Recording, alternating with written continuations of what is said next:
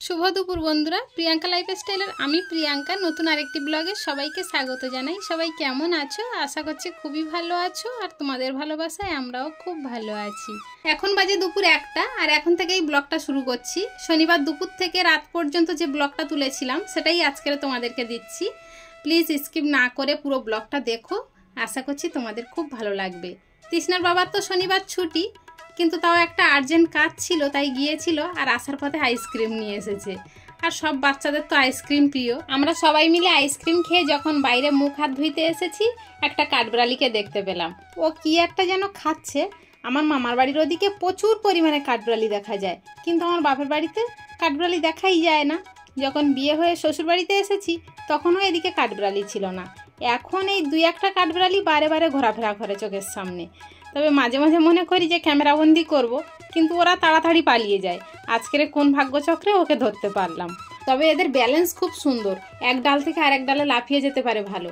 এরা পড়েও যায় না। আমাদের যে নারকেল গাছ আছে, ওই নারকেল গাছের উপর থেকে আমাদের ঘরের সামনে যে বাড়িটা, ওদের চালের উপরে পড়বে। ওই দেখো তারে থেকে কত সুন্দর লাফিয়ে পড়লো, কিন্তু নিচে পড়লো না, ওই ডালেই রইলো।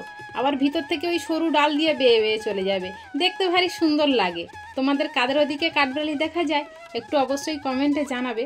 ওই দেখো ভিতরের দিকে চলে গিয়েছে, আর দেখা যাচ্ছে না। এবারে চলো রান্নার সালে যাই। সকালে সেই রান্না করে রেখেছিলাম, এগুলো আর পরিষ্কারও করা হয়নি। কিছুটা কাঠের কুচি পড়ে রয়েছে, আর উনুনটাও লেপিনি, কেননা সকালে উনুনটা গরম ছিল। গরম অবস্থায় উনুন লেপি না, তার কারণ ফেটে যেতে পারে। ওই জন্য উনুনটা লেপি না, বিকালে ঠান্ডা হলে তাই লেপি।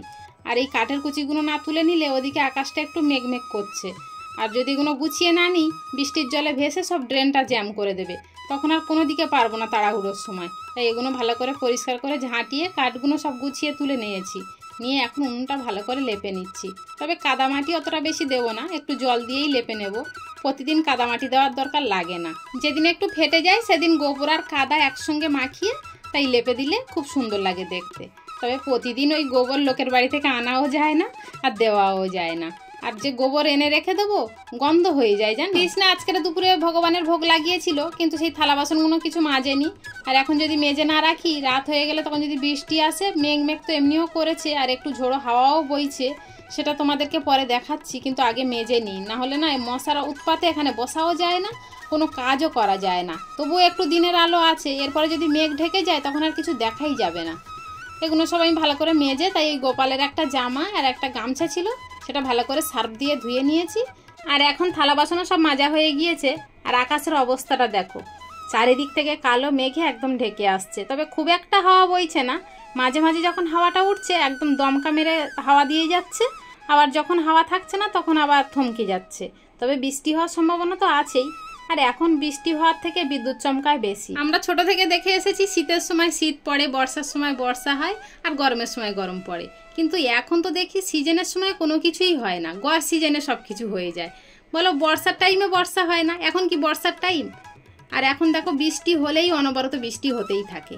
আর এত পরিমাণে গরম দিচ্ছে যে আগে এত পরিমাণে গরম হতো না। কিন্তু আগে দেখা যেত মাঠের মাটিগুলো ফেটে যেত, কিন্তু এই পরিমাণে গরম আগে ছিল না। আর এই গরম পড়ার জন্য তো আমরাই দায়ী।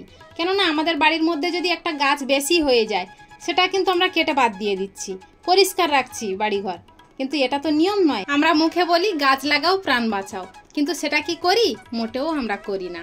আর সন্ধ্যা হতেই দেখো কি পরিমাণে ঝোড়ো হাওয়া আর বিদ্যুৎ চমকাচ্ছে, সেই রকম পরিমাণে বৃষ্টি।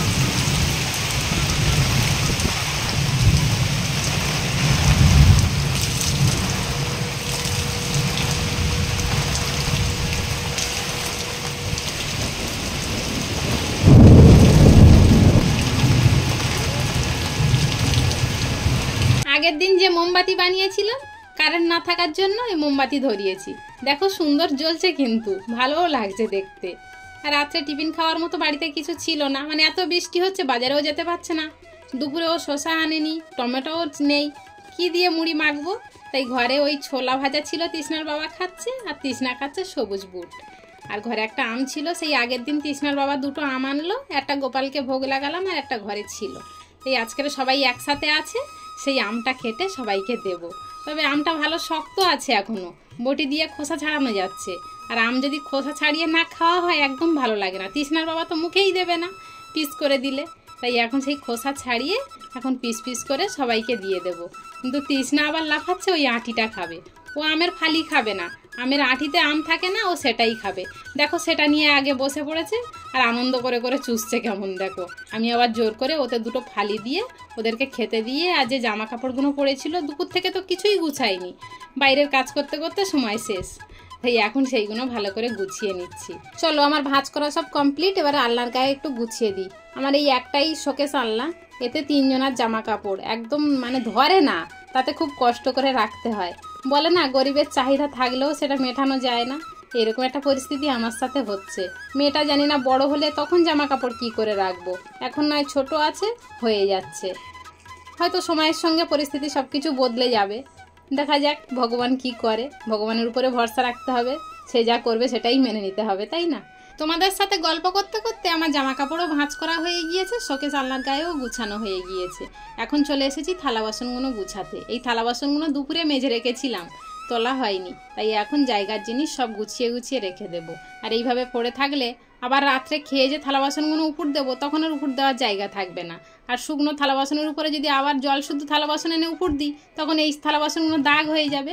ওই জন্য সেই থালা বাসন গুছিয়ে রেখে সবারকে খেতে দিয়ে এখন রাতের থালা বাসন সব মেজে এনে এখন উপর দিচ্ছি।